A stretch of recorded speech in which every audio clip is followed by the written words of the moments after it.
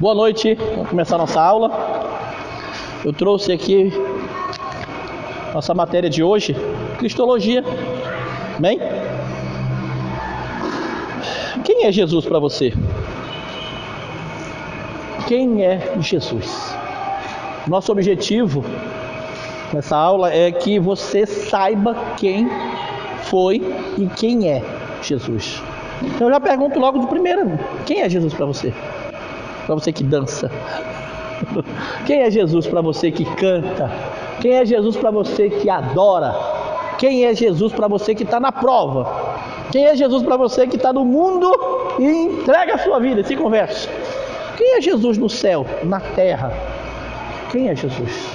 Nossa apostila já começa com essa pergunta: quem é Ele? Foi a pergunta que o próprio Jesus fez para os discípulos. Em determinado momento, Jesus olhou para os discípulos e disse assim: quem o povo diz que eu sou? E aí os discípulos começaram a falar entre eles: olha, uns dizem que tu é Elias, Isaías, Jeremias, um dos profetas. E Jesus pergunta para os discípulos: e vós, o que dizeis? Quem eu sou? E aí Pedro toma a frente, dá um grito, pula na frente e fala assim: tu és o Cristo, o Filho do Deus vivo. Não é? E aí ele fala: bem dissestes, Simão Barjonas, pois não revelaste a carne, mas revelaste meu Pai que está no céu. Ou seja, Pedro falou que realmente quem Jesus era. Agora, o que isso quer dizer? Porque até o nome de Jesus tem um significado. Até o nome Jesus e o termo Cristo tem um significado. Jesus, Yeshua HaMashiach, o que quer dizer isso? Eu vejo um monte de gente falando, até escreve, bota na sua camisa, ou no boné, ou aí a pessoa está na rede social, pega ali não lembro mais teu nome, mas pega aí. Na rede social, o pessoal coloca lá o nome dele, depois eu vou falar o meu, Márcio Yeshua. Mas não sabe o que significa Yeshua. Yeshua HaMashiach, a senha dele, Yeshua HaMashiach, mas ele não sabe o que significa. O termo Jesus significa o quê? HaMashiach significa o quê? Cristo significa o quê? Tudo isso a gente vai aprender na nossa matéria. Ali, Carol, apostila ali. Deus abençoe. E aí, então o propósito de nós, dessa matéria, é você sair daqui sabendo realmente quem é Jesus. E aí é claro que tem muitos adjetivos pessoais, o que ele representa para mim, ou o que ele representa para você, Tem os seus adjetivos pessoais, Para mim, ele é a minha inspiração, o meu salvador, ele é tudo que eu mais preciso, ele é o meu melhor amigo. Esses são adjetivos pessoais, Mas quem ele é para a humanidade? Quem ele é no céu e quem ele é na terra? Quem é Jesus? É a pergunta. Amém? Então vamos começar aqui. Número 1. A pergunta: quem é Jesus Cristo? Tem sua melhor resposta na explicação dos nomes atribuídos a Jesus. Antes de a gente passar para os nomes atribuídos a Jesus, eu quero começar falando sobre o termo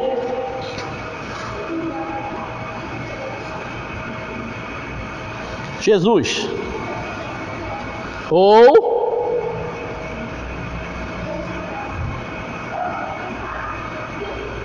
Yeshua. Tem um H aqui, Uma coisa importante, irmãos: a forma do português traduzir vai muito de pessoa para pessoa, tá? Tem gente que traduz de um jeito e tem gente que traduz de outro. Yeshua é bem simplesinho assim, Yeshua. Assim, simplesinho, sem invenção. Yeshua. Ainda tem um acentozinho aqui, mas não existe acento no hebraico. Yeshua. Simples assim. Jesus, Yeshua, é igual a Jesus. Simples e bem simples. Agora, quando eu pronuncio Yeshua e eu vou lá para o Antigo Testamento procurar alguns nomes que eram o mesmo nome de Jesus, aí nós não vamos encontrar Jesus, nós vamos encontrar Josué, porque é o mesmo nome, é a mesma pronúncia, é o mesmo Yeshua. Nos Estados Unidos, quando você encontrar alguém chamado Joshua, é o mesmo nome.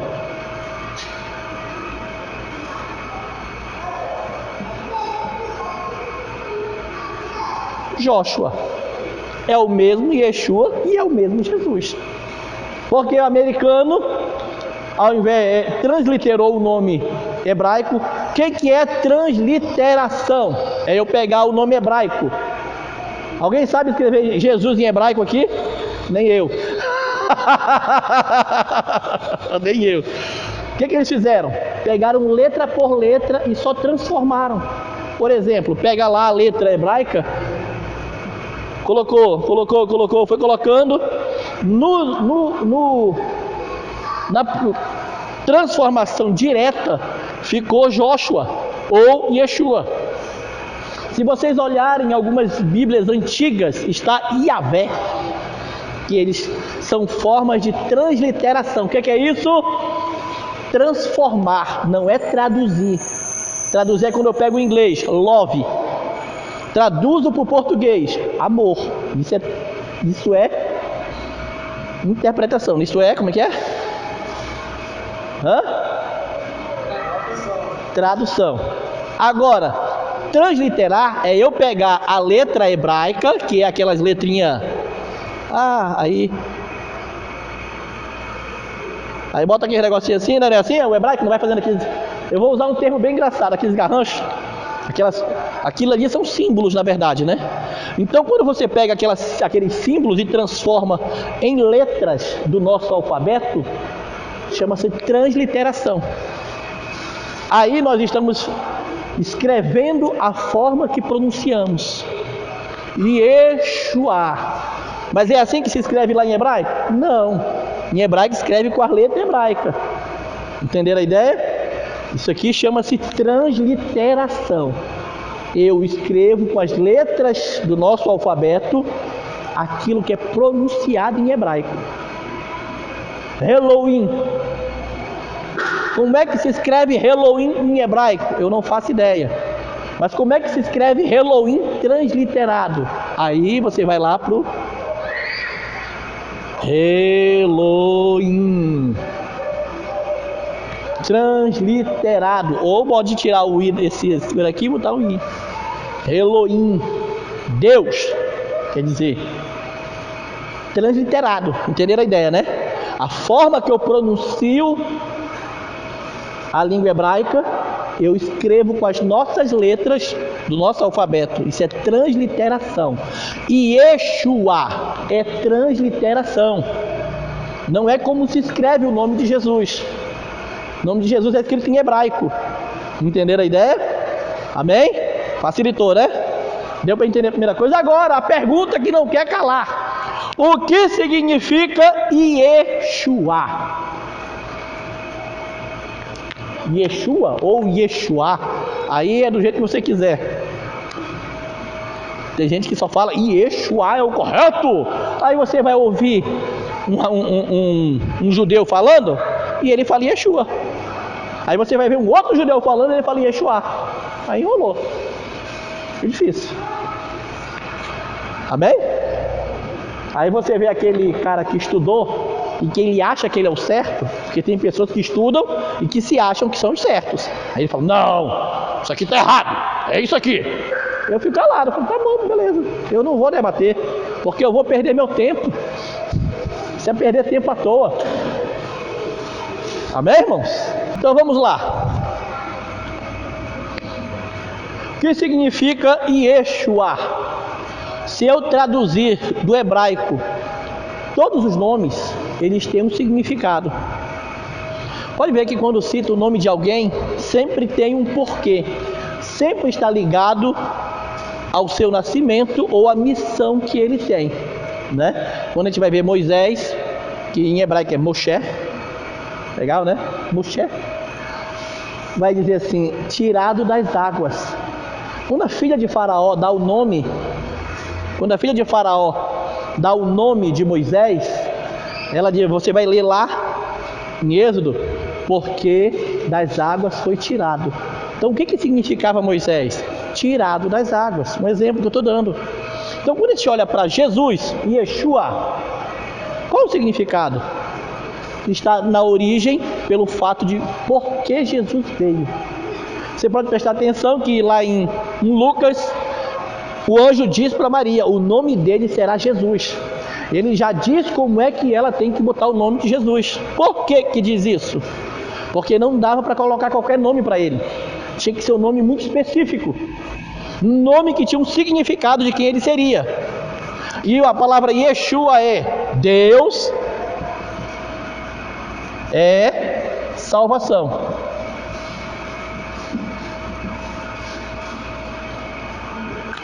Por que na hora de expulsar capeta? Tem igreja que expulsa capeta, né? Tem igreja que é pentecostal, tem igreja que é avivada, tem igreja que é renovada e lá expulsa capeta. Então o que acontece? Como é que ele vai fazer? Em nome de Jesus. Por quê? Porque o nome de Jesus significa o quê? Ele tem um significado, o nome. Entende agora? Então tudo tem um significado. Tudo tem um significado. Tudo tem um porquê das coisas. Então há poder no nome. Por quê? Porque tem um significado. Não é só o significado do nome. É quem está por trás do nome. Quem é que está por trás do nome? O que Deus é? Está ligado diretamente ao nome. Então não é só mais um nome. É só mais um nome. Não. Não é só mais um nome. Não é qualquer nome. Não é de qualquer forma. Então tudo tem um porquê. Quando você olha para o reino de Deus, você olha para a Bíblia, tudo tem um porquê. Tudo tem um significado. Tudo tem um motivo. Quando nós formos falar sobre doutrina da salvação, nós vamos falar por que existem as regras. Tudo tem um porquê. Tudo tem um porquê. Por que dá aleluia? Mas eu nem sei o que significa aleluia, né? Aleluia quer dizer Deus seja louvado. Então assim, tem um porquê. Mas por que esses crentes ficam aleluia, aleluia, aleluia? Eu conheci um irmão que me perguntou isso. Ele falava assim, eu nem sei o que. Ele falou para mim isso, eu nem sei o que significa aleluia. Eu falei, mas fala, meu filho. E por que eu falaria? Por causa do significado. Então quando eu olho para Jesus, eu olho para quem ele é. Interessante, né? Eu olho para quem ele é. Quem ele é já está implícito no nome dele. Quem Jesus é já está no nome dele. Amém? O nome de Jesus diz quem ele é. Ele é Deus que salva. Amém? Mas a divindade a gente vai ver mais para frente. Até o fim dessa aula a gente vai falar sobre a divindade. E eu espero poder dar tudo o que a gente pode hoje ainda aqui. Amém? Tem alguém com fome aí? Cansado? Graças a Deus que não, né? Vamos lá, vamos continuar. Então,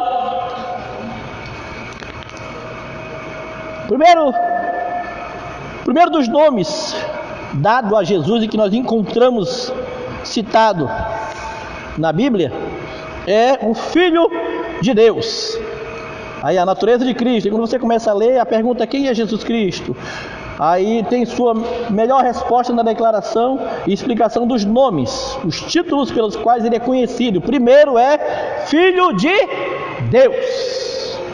Jesus é chamado de o Filho de Deus. Por que que ele é chamado Filho de Deus? Primeira coisa importante, ele se declara como filho. Segundo, o anjo diz para Maria, mãe terrestre, que ele seria chamado Filho de Deus. Então, começa a ver que o anjo disse que ele será chamado de Filho de Deus. Ele começa a dizer assim, meu pai. Então, ele começa a falar que Deus é o seu pai. Então, ele declara que ele é Filho de Deus. Tem alguém vivo aí, amém? Então é a primeira colocação. Abra sua Bíblia em João capítulo 2, versículo 1.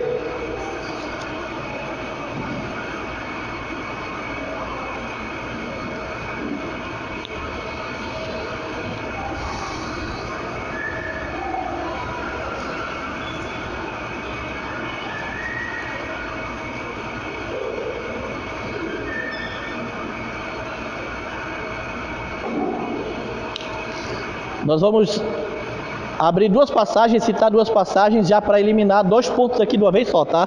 Por exemplo aqui, o número 1 nós falamos, ele é Filho de Deus. E a letra A aqui, consciência de si mesmo. E a terceira, a letra B aqui, as reivindicações de Jesus. Tudo vai morrer nas mesmas passagens, tá? Vamos lá. O que está escrito aí? Quem vai ler bem alto aí para nós?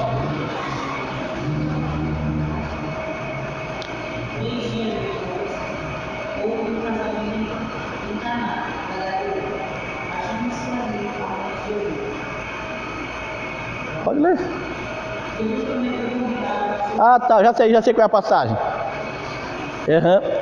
Não é boa não, porque quando eu coloquei aí, eu estava com outro pensamento. Veja só, quando Jesus vai para o casamento em Cana da Galileia, ele não tinha se manifestado ainda como Deus. E lá ele vai aparecer apenas fazendo milagre, mas não vai mostrar que ele era o Filho de Deus, certo?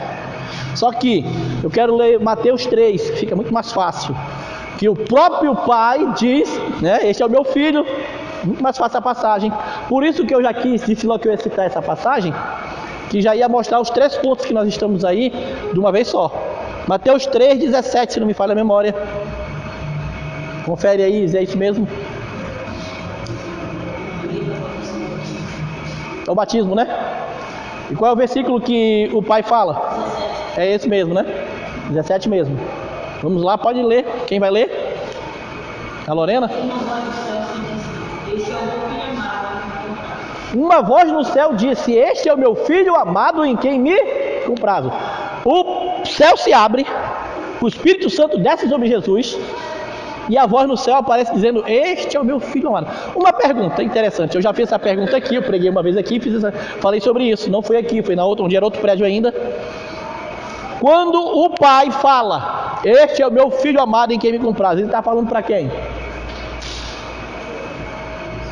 Lucas, fale para mim. Para quem? Você estava quando eu ministrei sobre isso. Princípios de autoridade eu ministrei, e você estava. Para quem o pai disse essa frase?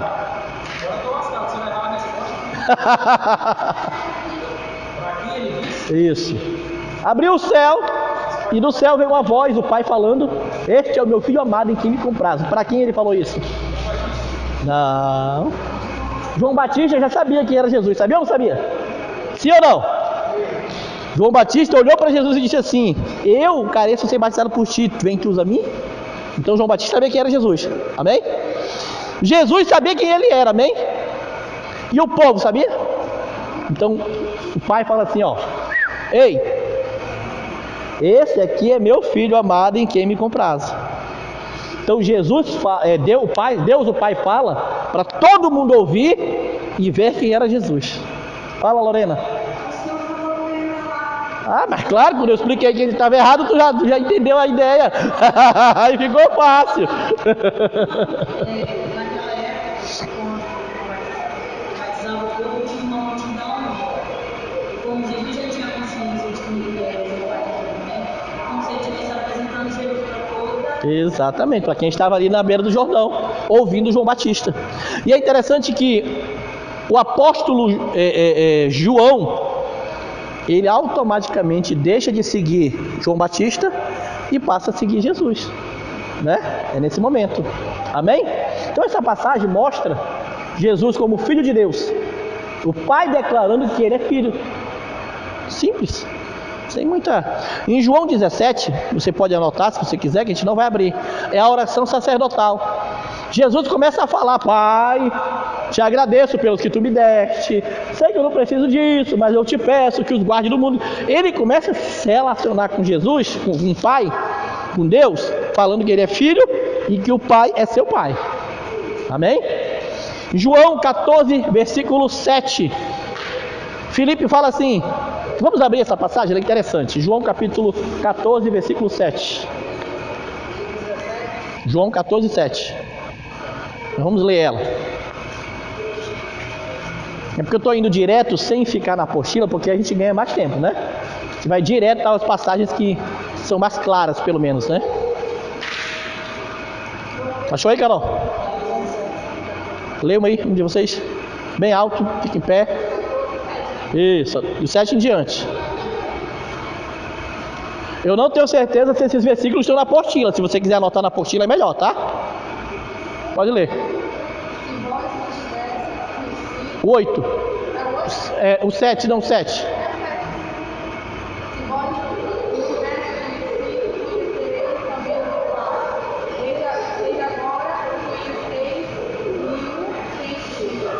Jesus começa a questionar e falar o seguinte: se vocês me conhecessem, saberiam quem é o meu Pai. Então ele começa a dizer o seguinte, que quem conhece ele, conhece o Pai. Porque Filipe fala assim: Senhor, a partir daí, no próximo versículo, mostra-nos o Pai. Aí Jesus fala assim: eu estou tanto tempo convosco, como que me pergunta, mostra-nos o Pai? Por quê? Porque eles não conheciam o Pai, e eles não conheciam Jesus. Então eles não entendiam a ideia da Trindade. Isso aqui é uma outra matéria. Mas ele começa a mostrar o Pai e ele como Filho. Ele como Filho. Esse é o ponto que nós queremos mostrar aqui. Jesus como Filho de Deus. Amém? Beleza? Fechou aí? Então olha só aqui, ó, letra A, consciência de si mesmo. Jesus sabia quem ele era.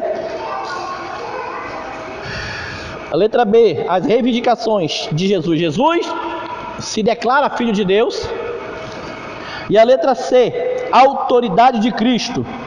Nos ensinos de Cristo, nota-se a completa ausência de expressões como essa: é minha opinião. Jesus não fala isso.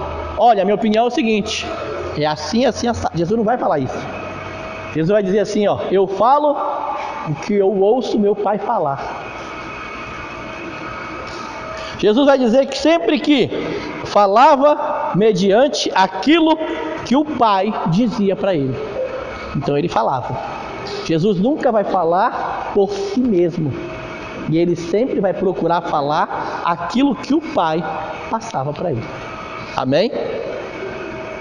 Vamos lá, vamos continuar aqui que eu quero ver se aqui vai ter o versículo aqui.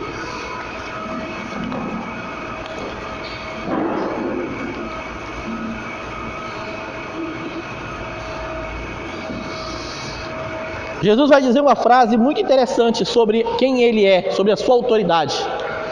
Vamos ver um exemplo aqui de Mateus 7. Não precisa abrir, a gente vai só citar ela. Você só marca ela aí para você ler em casa devagarzinho depois, tá bom? Você vai acompanhar com calma. Tem uma passagem que diz assim, ó: sempre Jesus dizia isso: em verdade vos digo. Em verdade vos digo.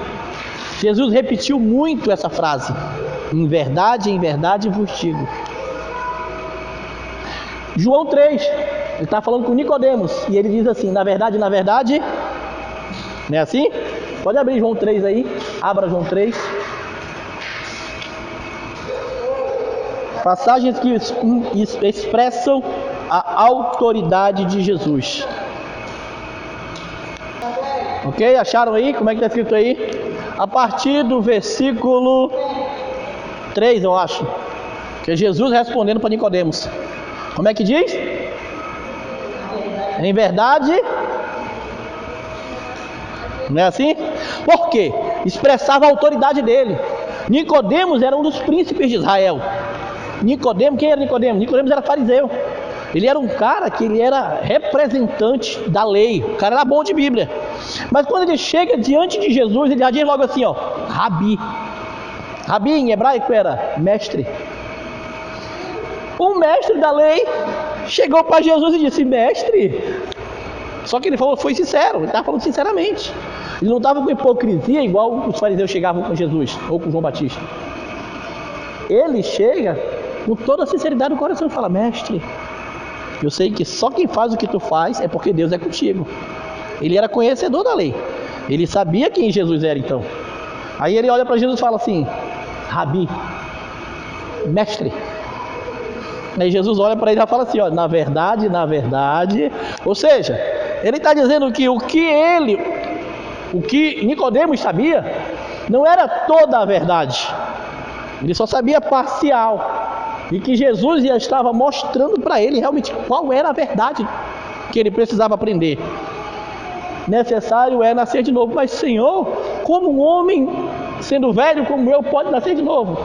Aí Jesus vai e responde, na verdade, você precisa nascer de novo, da água e do Espírito. Porque Nicodemos fez um questionamento, como eu sendo velho, posso entrar de volta no ventre da minha mãe e nascer de novo? Como assim, mestre? Nicodemos estava confuso a respeito do que era conversão, nascer de novo, salvação. E Jesus vai ensinar um princípio, então ele usa esse termo. Por quê? Porque isso expressava a sua autoridade.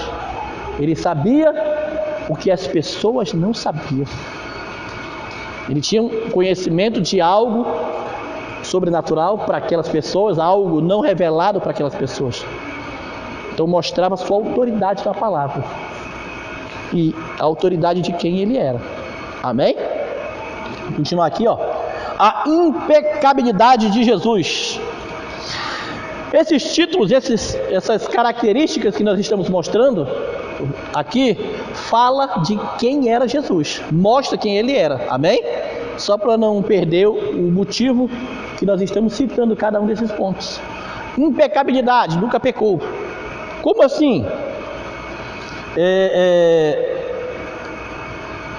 Nenhum professor que chame os homens ao arrependimento pode evitar algumas referências às suas próprias faltas. Por exemplo, jamais eu vou poder dizer que eu nunca pequei, ou que eu não peco, porque todos nós pecamos. Sempre. Meu Deus, pastor, o senhor peca? Claro que eu peco, irmãos. Nós somos pecadores. A diferença de nós para as pessoas do mundo é que nós pecamos por acidente. Nós não pecamos porque queremos viver no pecado. Segundo, nós não vivemos a prática do pecado. Nós vivemos a prática da santidade, a prática da separação do pecado, mas continuamos a pecar, porque não somos perfeitos. Só Jesus foi perfeito. Então Jesus vai chegar um momento no capítulo 8, se não me falha a memória, que Jesus diz de João, que ele vai levantar e dizer assim, ó, quem me acusa de pecado? Já pensou? Alguém chegar e dizer assim, quem aqui me acusa de pecado? Não tem como. O apóstolo Paulo diz que todos pecaram e destituídos estão na glória de Deus. E aí Jesus diz que nós continuamos a pecar. O apóstolo vai dizer, filhinhos, não pequeis, mas se por acaso pecardes, tende um advogado diante do Pai. Ele, como cordeiro imaculado, sem mancha, sem pecado. Amém?